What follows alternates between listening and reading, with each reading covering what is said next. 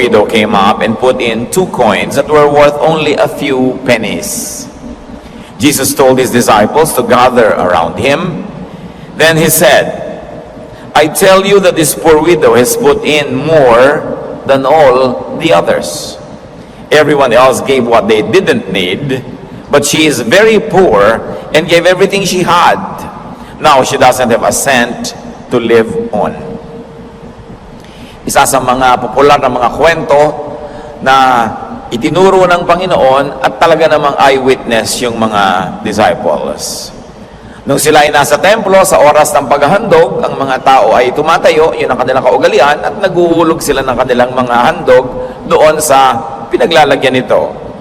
At ang Panginoon doon siya umupo sa tabi mismo ng offering box. At kitang-kita niya ang bawat isang naghahandog. Napansin niya ang maraming mayayaman na kung maglagay ng kanilang mga offering, talagang ang dami. Tumutunog at ang bigat ng mga barya na inilalagay nila doon dahil ang pera naman doon ay hindi papel, kundi mga precious metals. At merong isang babaeng balo, na pag sinabing balo, lalo sa New Testament, kadalasan mahirap ang babaeng ito kasi wala na siyang maaasahan na ikabubuhay. So ang babaeng balong ito na naglaglag ng napakaninipis na mga barya na siguro kasing gagaan lang ng pinipig. At halos ay walang tunog. At hindi ito malaki ang magiging idadagdag sa bottom line doon sa offering ng araw na yon. Tinawag ng Panginoon ang kanyang mga disipulo, inipon niya at tahimik niyang tinuruan. Sabi niya, nakita niyo ang babaeng ito? Siya ang pinakamalaking giver today. Sabi niya, kasi yung iba, pagkamat mayayaman at malaki ang mga ibinigay, naku, hindi naman nila ininda yun. Halos hindi nagulo ang salansan nila dahil ang dami-dami pang natira sa kanila. Halos hindi naman nila kailangan yung binigay nila eh. Pero ang babaeng yan, kakainin na lang niya, inagaw pa niya sa kanyang bibig. Kaya hayan, wala na siyang gagastusin, hinulog na niya lahat dyan ang kanyang offering. So nung araw na yon, yung biggest giver was this woman who numerically actually gave very little. Now, let's observe the observer. Sino ba yung observer nung araw na yon? The Lord Jesus Himself. So He sits near the offering box, watches people put in their gifts, and He notices 2 distinct types of givers. He gathers His disciples and teaches them His observation, but more than that, brothers and sisters, the Lord teaches His disciples how to observe. Iba kasi lagi ang panukat ng langit at iba ang panukat ng tao. Iba kung umuri at sumuri at kumilatis ang tao, at iba naman kung sumuri at kumilatis ang Panginoon. Sabi sa Hebrews 13:8, Jesus Christ is the same yesterday, today, and forever. So ngayon pa lang, hindi mahirap isipin that He still watches the offering box. Because Jesus is the same yesterday, today, and forever. That He still watches how people put in their gifts. That He still counts, and He still teaches His disciples, now us, how to observe. Kailangan marunong tayong sumuri sa pananaw ng Panginoong Jesus. At sa kwento, there were 2 types of givers. The rich, the moneyed, the able people who have much resources, the able people who give a lot and they give generously. Hindi yun masama. Walang komentaryo ang Panginoon na masama yun. These are able people who still have much after giving. Meron tao naman talaga blessed na blessed eh. Matapos magbigay na ang dami-dami na, ang dami pa rin natira at lalo pang dumadami dahil sa dami na kanyang nilalagay. All these are able people who are not sacrificed by their giving. Hindi nila kailangang agawin sa kanilang budget, sa kanilang gastos. Pareho pa rin ang lifestyle nila, kung minsan nga umaasenso palalo, habang marami silang binibigay. These are able people who give out of abundance and remain abundant. Doubly blessed. Now, these are what some people might call the star givers. Usually accorded star treatment by materialistic religious people. Kuminsan ito yung mga may kaya na pinagkakaguluhan ng mga simbahan na maging member nila. Kulang na lamang pagkat ito ang uma-attend, paupuin sa lazy boy at i-pedicure habang nagwa-worship. Bigyan ng special treatment. These are the types of people who are courted, nililigawan, and targeted by very specialized fellowship groups who cater specifically to the rich. Gusto nila yan kasi malalaki ang mga bigay, magaganda ang mga project nila, at talaga namang sosyal ang dating ng lahat ng ginagawa nila kasi mapera. So this is the object of very specific marketing strategies of some religious groups. Ito yung group 1 ng giver. Now, group 2 is represented by a poor widow who gives only 2 coins with very little worth. Ano na ba naman ang maitadagdag nung nilagay niya, no? A poor widow who gives not only generously, but sacrificially. Sacrificial ang pagbibigay. Binakbak niya talaga sa sarili niyang baga ang ibinigay niya. Gagastusin na lang, kailangan na lang, kakainin na lang niya. No? A poor widow who gives to the point of having nothing left for her needs after giving. This is what you might call platinum faith. Ipagkatiwala mo sa Diyos yung kakainin mo mamaya kasi hinulog mo na lahat dyan. Now, she represents the usually simple and inconspicuous worshippers, seldom given attention by materialistic religious people. They are usually ignored, but Jesus notices them. Pinansin pareho naman, at nakita natin ang pagbibigay nila dalawang style. Now, because of that, there are now 2 numerical results of giving. After the giving, group 1 still having much, and group 2 having nothing left. Yun ang pinagkaiba. Now, there are 2 possible social results of giving, of appearing to be a big giver. Pwedeng magkaroon ng ganitong resulta. James 2:1-5, ito ang tinuligsa. My friends, if you have faith in our glorious Lord Jesus Christ, you won't treat some people better than others. Suppose a rich person wearing fancy clothes and a gold ring comes to you to one of your meetings. And suppose a poor person dressed in worn-out clothes also comes. You must not give the best seat to the one in fancy clothes and tell the one who is poor to stand at the side or sit on the floor. That is the same as saying that some people are better than others, and you would be acting like a crooked judge. My dear friends, pay attention. God has given a lot of faith to the poor people in this world. He has also promised them a share in His kingdom that He will give to everyone who loves Him. Sabi dito ni Santiago, huwag kayong materialistic, ha? Huwag pag may dumadating dyan na talagang gangga pakwan ang hikaw, bibigyan nyo na ng magandang seat, front row, center, etc., etc. Siyempre, liba na lang ko yung show ay may bayad at yun talaga yung ticket na binili niya. Ibang usapan naman yun. Pero sabi niya, sa inyong mga pagsamba, sa inyong mga Bible study, huwag kayong siming-simi sa may kaya. Hindi naman niya sinabing ignorin at baliwalain. Ang sinabi lang niya, kung nauna lang naupo sa magandang upuan yung maralita, huwag niyong patatayuin dahil lang may dumating na mayaman. At syempre, sa mga kapatid naman natin na may kaya, tayo na mismo yung mag-dress down.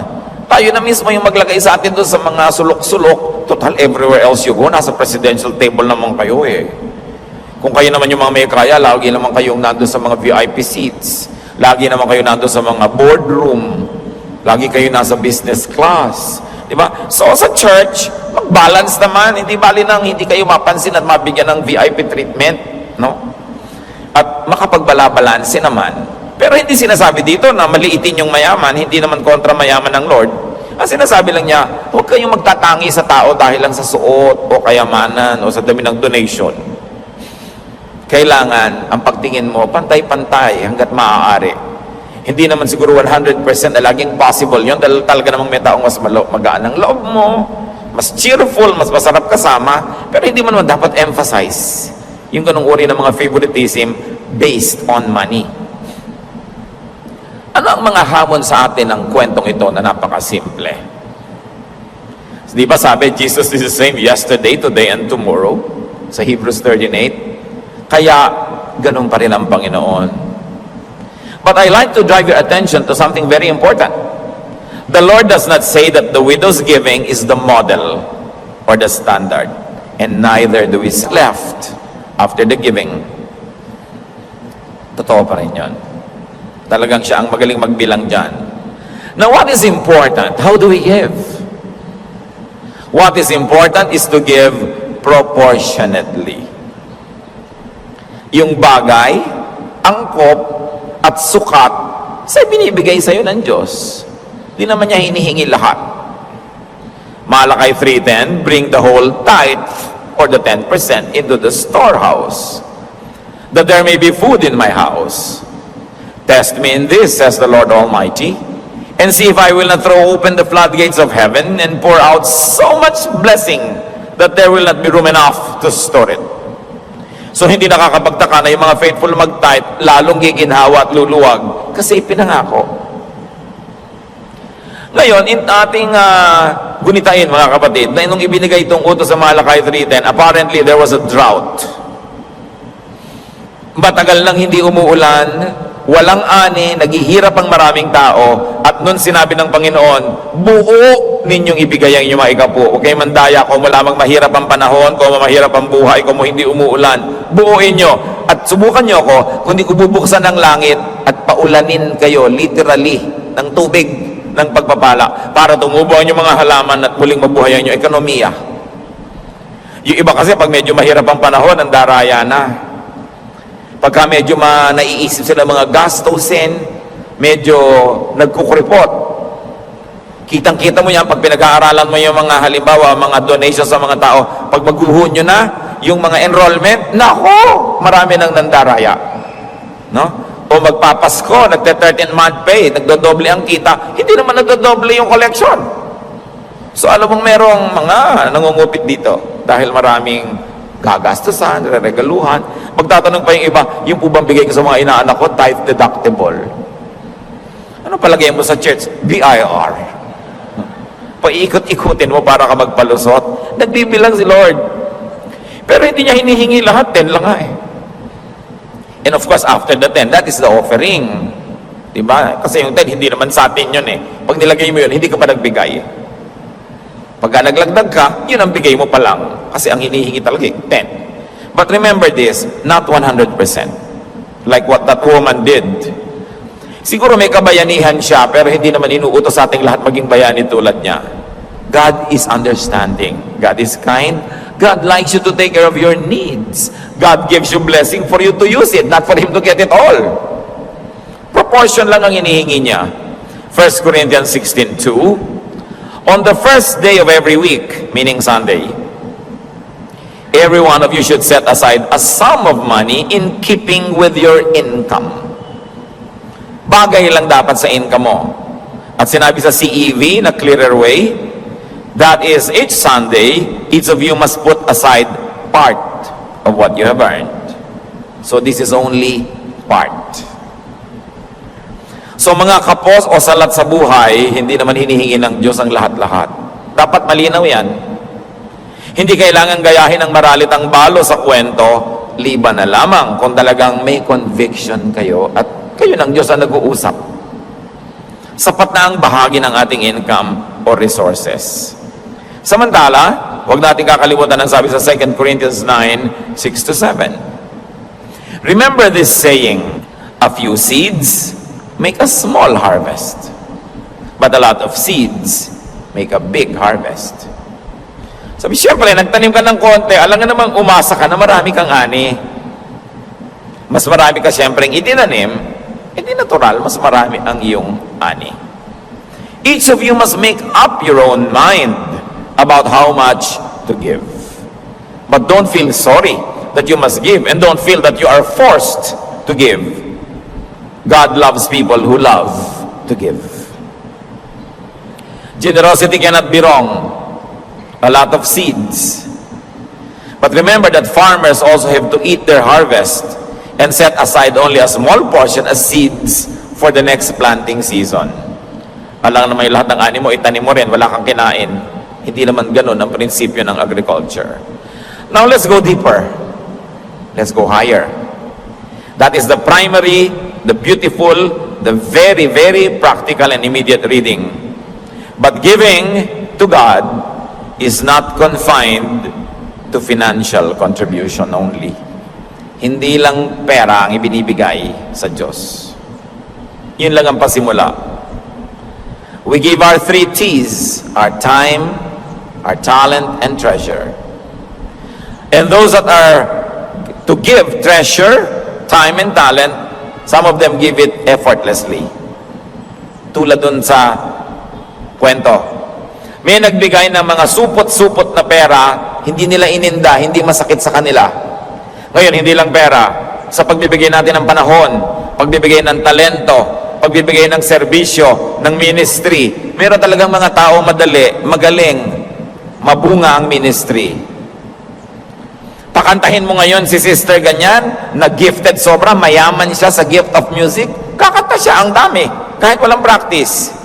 Meron naman talaga, ang sasabihin lang niya sa kanta, chuchua, chuchua. 3 buwang nagpa-practice. At mali-mali pa kumisan yung tono. Siya yung mahirap na babae. Ang konti-konti ng donation, pero effort talaga. Karir na karir niya yung pagbibigay, pero ang konti ng binigay niya. Anong ibig sabihin niyan mga kapatid? Kahit chuchua girl ka lang, all effort mo yan, yan yung pinuri ng Panginoon. Sabi niya, kita mo, ubos na ubos? Walang maliit sa Panginoon. Kahit na ikaw halimbawa yung Bible study teacher, talaga naman pumapawis ka ng dugo sa paghahanda. Tapos uutal-utal ka pa, nalilito ka pa. Pero ang konti-konti ng kontribusyon mo kung tutuusin. Pero sabi ni Lord, yan na ang best niyan. Wala nang natira sa kanya, napiga na siya. Appreciated ni Lord yun. Sabi niya, yan ang best teacher. Meron ng mga teacher, dumadaan lang, maupo ka naman dito brother, turuan mo kami. Uupo, magtuturo sa'yo, ang bilis-bilis, ang galing-galing, kasi very gifted. Yun yung nagbigay ng marami, pero actually hindi naman niya ininde. Kasi ang yaman-yaman niya sa gifts. Marami mga tao na sa pagtulong lang, hirap na hirap. Pupunta lang sa church, pamasahe lang, pinoproblema pa. Meron namang iba, talagang ubod ng ginhawa, baliwala sa kanya yan. Pero, sabi ni Lord, pareho lang nagbibigay yan. Yung iba ang ginhawang nagbibigay at maginhawa pa pagkabigay. Yung iba hirap na hirap. Pero ang tunay na malaki nagbigay, yung sobrang nahirapan. Meron siya ang layo-layo pa, nangungunyapit pa sa mga bus, nagmamotorsiklo pa mula sa Quezon. Meron tayong ganyan mga kapatid, ha? Talagang nakamotorsiklo pa ang mag-asawa mula sa Quezon. Hindi mo rin mga sinusuog mong hirap at alikabok at init at hangin at ulan. Yung iba naman talagang pagdating dyan, hindi nagulo yung tis ng buhok. No? Dahil talagang ubod ng ginawa. Pareho lang sa Diyos na ina-appreciate yun. Pero sabi niya, alam niyo kung talagang sinong kahanga-hanga. Yung hirap na hirap, pagdating dito, talaga namang gulagulanit na yung damit sa dami ng dinaan ng mga bagyo. Alam yun ni Lord. Sa tingin ng iba, parang maliit ka lang dyan, baliwala lang yung ginawa mo. Pero ang tinitingnan kasi ni Lord, gaano mo ba kinarir yan? Gaano mo pinaghirapan yan? Dahil nakikita dyan yung tindi ng pag-ibig mo sa Diyos. There are those who give time, talent, and treasure only through sacrificial means. Alam nyo, kumisan, may nagre-regalo sa inyong lingkod, nag-aabot-abot, kakamayan ka, biglang may maligas-gas sa pagitan ng inyong mga palad. Ano kaya ito? Kalyon niya o love gift? Madalas naman, love gift. Alam nyo, na-appreciate natin lahat yung love gift, pero nakakatuwa sobrang ang liit-liit ng halaga. Alam mong inagaw lang sa buhay para magbigay. Sobrang appreciation. Pero siyempre, iba na rin yung malaki, ha? Pero ang point, ha, mga kapatid, this is appreciated even more. Kasi alam mo na, inagaw lang. Kaya iba, pasensya na po kayo ang liit. Hindi po maliit yan dahil yan ang lahat-lahat nyo eh. Sobrang appreciated.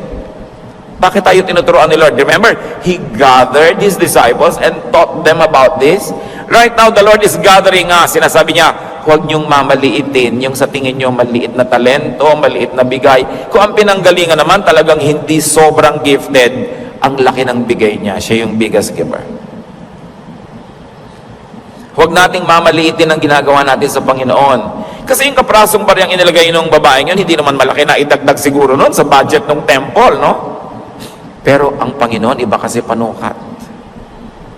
Sabi niya, yan ang star giver niyo ngayong araw na to. Kasi sa Kanya walang natira. They are not so abundantly gifted, these types of people. They are not so abundantly enabled and empowered. Hirap na hirap, pigang-piga. Pag may pinagawa ka ang tagal, ubos na ang pagod, konti lang ang output. Sa paglilingkod, sa pag-awit, sa pagtuturo, sa pagpupunta-punta lang sa church, pero napakalaki ng sacrifice. These love sacrifices never escape the attention of the Lord Jesus Christ. Kahit halos hindi tayo napapansin ng tao, huwag niyong daramdamin. Yung babae nga nun, hindi niya alam, hanggang ngayon pinag-uusapan natin siya. Biruin niyo yun. Dahil sa Lord, kabayanihan ang kanyang ginawa.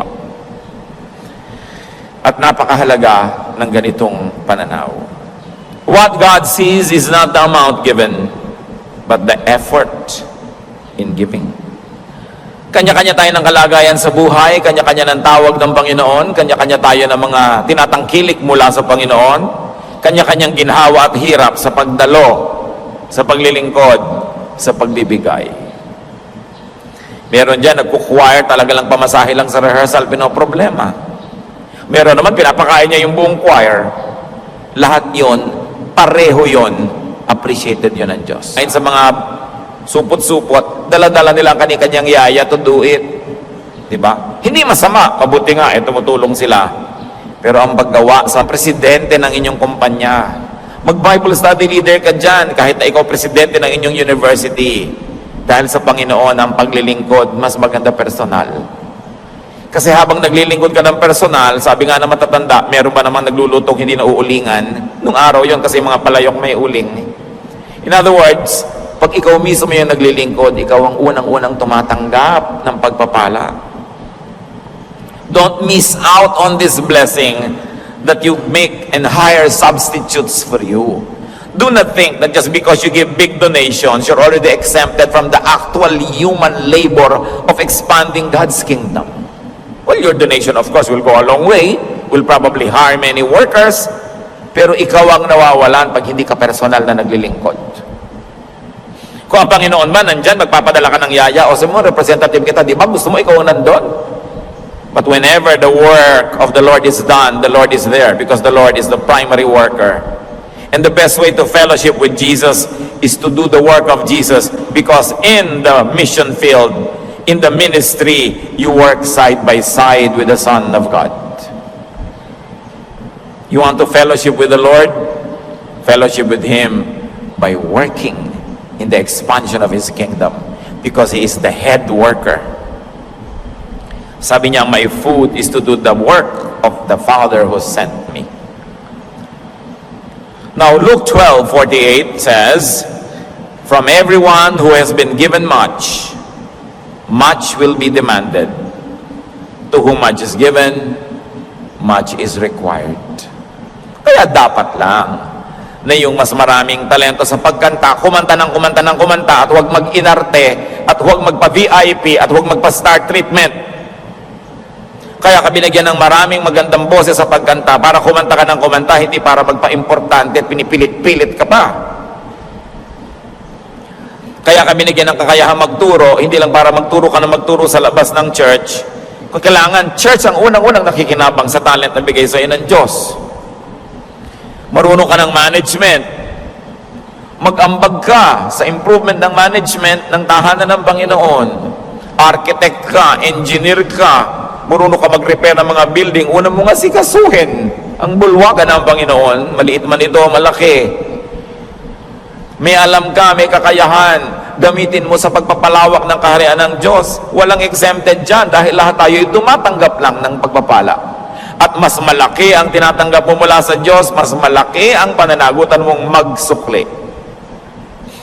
The biggest gifts are not measured by the amount. They are measured by the effort and sacrifice. That is the way of heaven. Hindi sasabihin mong, don't work hard, work smart. Tamo si Lord, He worked hard at carrying the cross, at dying Himself, walang substitute. Huwag tayo nagpapasubstitute. Kung may kakayahan kayo, galing na alam yung mapapakinabangan ng church, you are stealing from the body of the Lord if you are not surrendering your time or your talent and your treasure. Because the earth is the Lord's and everything in it. Lahat. Lahat. So dapat may effort. Which of the two givers are you? Tayo ba yung napakaluwag, napakarami na ibibigay, napakarami pa natitira? O talagang simot na and that of the recipient? Ano ang hinihingi sa atin ng Panginoon, mga kapatid? At totoo, hindi naman niya kailangan yan, Diyos siya eh.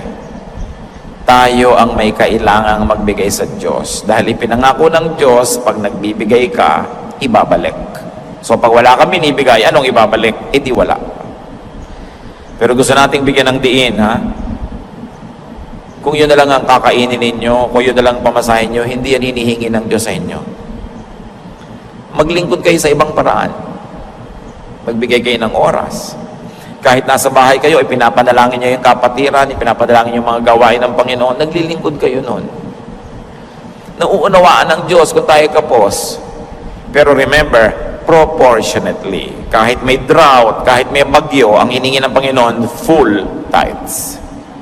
Sabi niya, yan ang paraan para patunayan niyo sa akin na dapat ko nga kayong pagpalain at subukin niyo ako kung hindi ko bubuksan ang pinto ng langit at paulanin.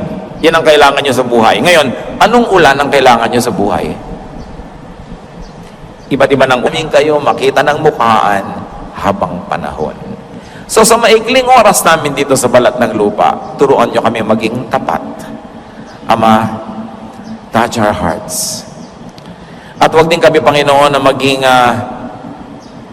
judgmental o mapanukat sa kapwa. At huwag naming ibabase ang aming pakikitungo at pakikisalamuha sa kayamanan ng aming kapwa. Kundi ito'y sa katapatan.